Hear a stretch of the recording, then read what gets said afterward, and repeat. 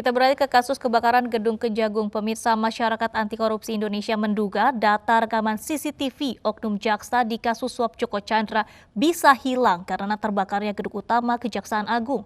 Sementara Komisi 3 DPR RI mendesak hasil penyelidikan penyebab kebakaran segera diumumkan agar isunya tidak menjadi bola liar.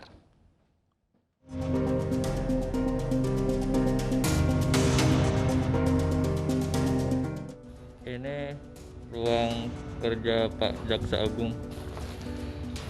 Kondisi di dalam terlihat sudah rata. Ini adalah salah satu sisi yang disebut-sebut sebagai ruang Jaksa Agung yang hangus terbakar 2 hari lalu. Terletak di lantai 2 gedung utama, ruang Jaksa Agung berdampingan dengan ruang Wakil Jaksa Agung. Kita kumpul dan di ujung itu ruang rapat Pak Jaksa Agung.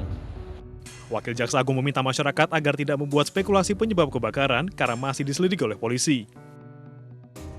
Terlebih, gedung utama yang terbakar bukan tempat penyimpanan data tindak pidana umum dan tindak pidana korupsi. Kita tidak boleh memberikan berita yang sifatnya spekulasi, ya. Bahwa gedung itu adalah gedung utama yang bukan tempatnya penyimpanan berkas perkara. Jadi tolong, ya, tolong. Saya juga berharap pada rekan-rekan ICW, ya, begitu, untuk rekan-rekan yang lain sebagai pengamat, bantu kami untuk bisa bekerja dengan baik, ya. Kemudian tunggu dan sabar bagaimana hasil dari laboratorium forensik. Kecurigaan sebagian masyarakat dianggap wajar anggota Komisi 3 DPR RI yang kerap berkoordinasi dengan Kejaksaan Agung. Pasalnya, peristiwa kebakaran terjadi saat Kejagung sedang dalam sorotan di kasus suap Joko Chandra yang menyeret salah satu jaksanya. Oleh karena itu, Kejagung harus segera mengumumkan hasil penyidikan agar kebakaran ini tidak menjadi isu yang kian liar. Karena semua orang akan bertanya-tanya dan menduga-duga karena urusan Kejaksaan Agung urusan perkara. Urusan perkara adalah urusan berkas-berkas. Sehingga orang membaca atau beranggapan di situ banyak berkas yang mungkin terbakar.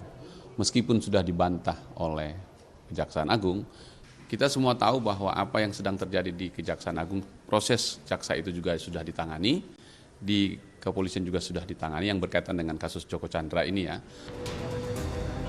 Masyarakat anti korupsi atau MAKI menyebut bisa saja data sejumlah tindak pidana dan tindak pidana korupsi aman dari kebakaran Kejaksaan Agung. Tapi MAKI menilai kebakaran ini setidaknya membuat data sejumlah CCTV terutama di lantai 3 hilang.